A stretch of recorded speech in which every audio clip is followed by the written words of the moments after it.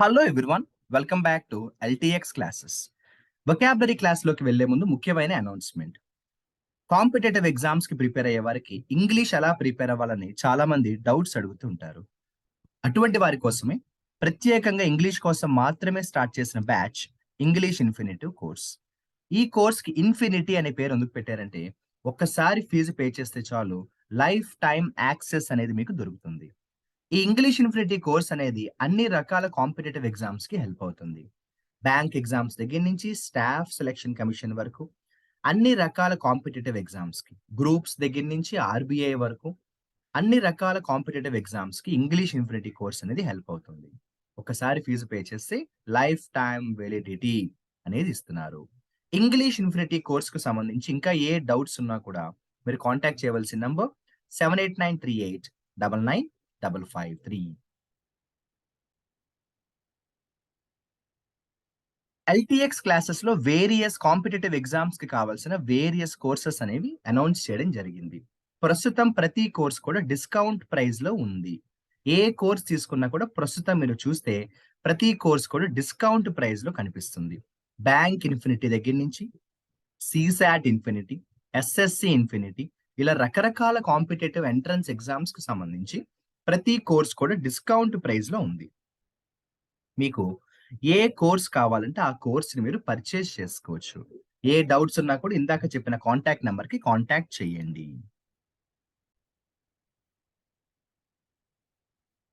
Vocabulary క్లాస్‌లోకి వెళ్ళిపోదాము. Page number 8లో ఒక important article వచ్చింది. అలార్మింగ్ టర్న్ అనే పేరుతో ఆర్టికల్ వచ్చింది. ఈ ఆర్టికల్‌లో కొన్ని వొకాబులరీ ఉన్నాయి. కేర్‌ఫుల్‌గా ఫాలో అవ్వండి. అలార్మింగ్ అంటే షాకింగ్ అని రాయండి. ఆశ్చర్యాన్ని కలిగించే, భయాన్ని కలిగించే అని కూడా అంటాము. మీరు మామూలుగా షాకింగ్ అని రాయండి. ఇక్కడ అలార్మింగ్ అంటే ఏం రాస్తారంటే షాకింగ్ అని రాయండి. షాకింగ్ అని రాయండి. అదే విధంగా నార్మల్సీ అనే వొకాబులరీ కనిపించింది. నార్మల్సీ అంటే పరిస్థితి అంతా నార్మల్‌గా ఉండడం. అది ఎప్పుడు వాడతామంటే ఏదైనా గొడవలు జరిగాయనుకోండి, ఆ తర్వాత మళ్ళీ మనం ఏం కోరుకుంటాము? అంతా సెటిల్ అవ్వాలని కోరుకుంటాం. సో, నార్మల్సీ అంటే అంతకంటే ఏం లేదు. నార్మల్ కండిషన్స్ అని రాసుకోండి, పర్వాలేదు. నార్మల్సీ అంటే నార్మల్ కండిషన్స్ అని రాసుకోండి. నార్మల్సీ అంటే సాధారణ పరిస్థితులు. కన్సర్టెడ్ అంటే యూనిటీ, అందరూ కలిసి, ఆల్ టుగెదర్ అని రాసుకోండి. కన్సర్టెడ్ ఎఫర్ట్ అంటే అందరూ కలిసి చేయాల్సిన ప్రయత్నాలు. కన్సర్టెడ్ అంటే ఆల్ టుగెదర్ అని రాసుకోండి. కన్సర్టెడ్ అంటే అందరం కలిసి. లైఫ్‌లో కొన్నిసార్లు మనం ఒక్కలమే ఏమి చేయలేము. కాబట్టి అప్పుడు ఏం చేయాలి మనం? కన్సర్టెడ్ ఎఫర్ట్స్ పెట్టాలి. అంటే అందరం కలిసి ఏదో ఒకటి మనం ట్రై చేయాలి. దాన్ని ఏమంటామంటే మనం కన్సర్టెడ్ ఎఫర్ట్స్ అంటాం. అంటే ఆల్ టుగెదర్ అంటాము. ఇక్కడ చూడండి, కాన్‌ఫ్లాగ్రేషన్స్ అన్నారు. కాన్‌ఫ్లాగ్రేషన్స్ అంటే కూడా ఫైర్, మంట. ఫైర్ అని రాయండి. ఏదైనా ఒక ఫైర్ యాక్సిడెంట్ అయినప్పుడు, మంటలు వచ్చినప్పుడు కాన్‌ఫ్లాగ్రేషన్స్ అంటారు. ఫైర్ అని రాయండి. ఇక్కడ ఫ్లేర్ అంటే కూడా ఆల్‌మోస్ట్ అటువంటి మీనింగే వస్తుంది. ఫ్లేర్ అంటే కూడా మంట అని వచ్చేస్తుంది. అయితే వైలెన్స్ హాస్ ఫ్లేర్డ్ అగైన్ అన్నారు. అంటే అర్థం ఏంటంటే ఒక్కసారి మంట మళ్ళీ వైలెన్స్ మళ్ళీ మంటలాగా వచ్చింది అని అంటారు. దాదాపు 2 కూడా ఒకే కాంటెక్స్ట్‌లో మీరు స్టడీ చేసేసుకోవచ్చు. వైలెన్స్ హాస్ ఫ్లేర్డ్ అగైన్ అన్నారంటే ఇక్కడ కూడా వైలెన్స్ అనేది మళ్ళీ ఒక మంట పెడితే ఎలా వస్తుందో అలా మంట వచ్చేసింది అని అర్థం అన్నమాట. వైలెన్స్ హాస్ ఫ్లేర్డ్ అగైన్ అంటాము. ఇక్కడ చూడండి, స్కోర్స్ ఆఫ్ డెత్ అన్నారు. థర్డ్ సెంటెన్స్ లో ఏమన్నారు? స్కోర్స్ ఆఫ్ డెత్ అన్నారు. What is meant by scores of death? అంటే చాలా ఎక్కువ మంది చనిపోతే స్కోర్స్ ఆఫ్ డెత్ అంటాము. స్కోర్స్ ఆఫ్ డెత్ అంటే చాలా ఎక్కువ మంది చనిపోయారు అనుకోండి, దాన్ని ఏమంటామంటే మనం స్కోర్స్ ఆఫ్ డెత్ అంటాం. If many people die, that's what we call scores of death. చాలా మంది చనిపోతే స్కోర్స్ ఆఫ్ డెత్ అంటాము.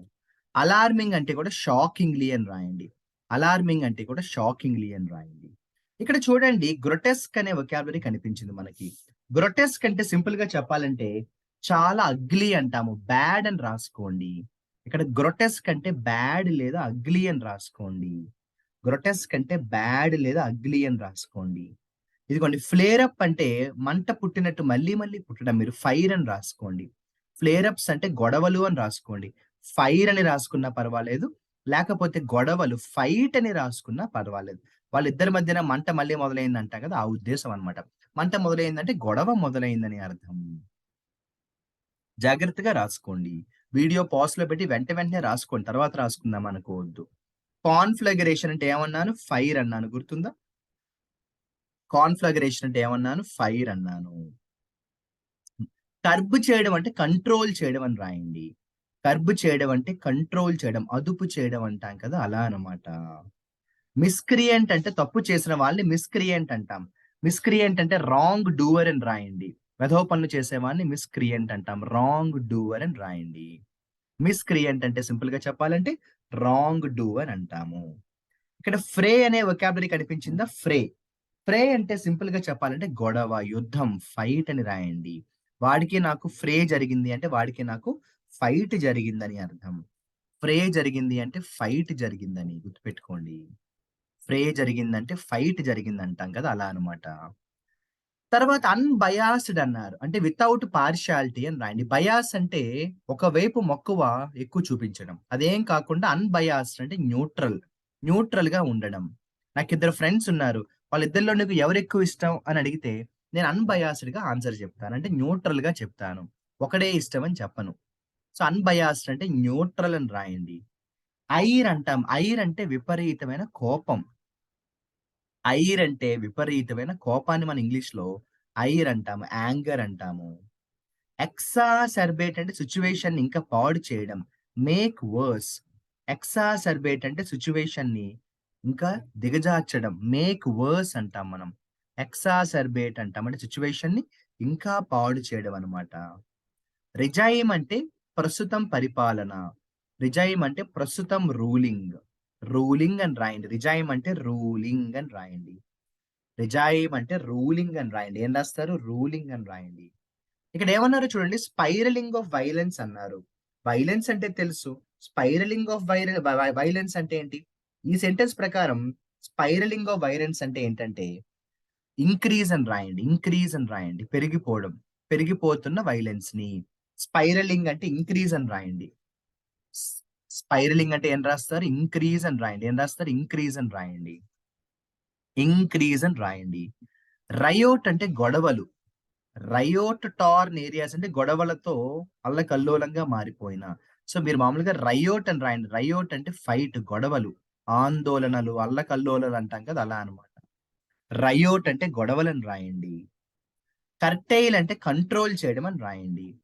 కర్టెయిల్ అంటే కంట్రోల్ అని రాయండి. జాగ్రత్తగా రాయాలి. కర్టెయిల్ అంటే కంట్రోల్ అని రాయాలి.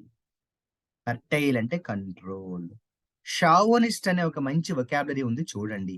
షావోనిస్ట్ అంటే విపరీతంగా బయాస్డ్‌గా ఉండడం. బయాస్డ్ ఫీలింగ్ ఉండడం అన్నమాట.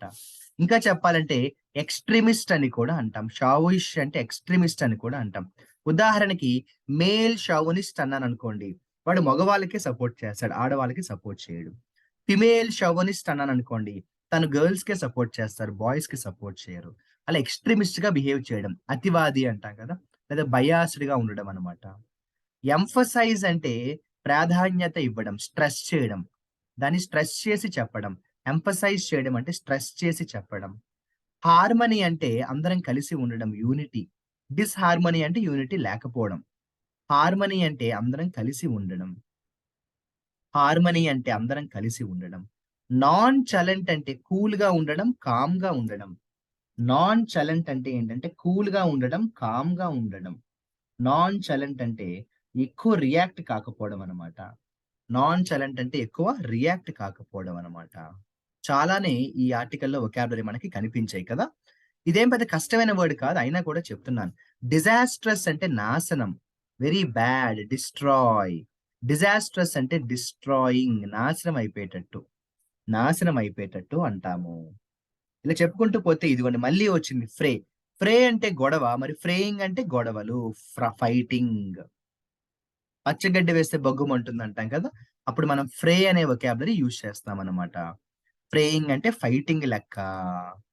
ఇన్‌కంబెంట్ అంటే ప్రస్తుతం అధికారంలో ఉన్న. ఇన్‌కంబెంట్ అంటే ఇన్ పవర్. ఎవరైతే ప్రస్తుతం పవర్‌లో ఉన్నారో, అధికారంలో ఉన్నారో వాళ్ళ కోసం చెప్పేటప్పుడు ఇన్‌కంబెంట్ అంటాము. ఇన్‌కంబెంట్ అంటాము. ఇదిగో షావోనిస్ట్ అంటే చెప్పాను కదా! అతివాదం. షావోనిస్ట్ అంటే ఎక్స్‌ట్రీమిస్ట్ అంటాం. షావోనిస్ట్ అంటే ఏంటి? ఎక్స్‌ట్రీమిస్ట్ అంటాము. అలా ఈ ఆర్టికల్‌లో చాలా మటుకు అరౌండ్ 20+ వొకాబులరీ మనకి కనిపించాయి. జాగ్రత్తగా వాటిని స్టడీ చెయ్యాలి.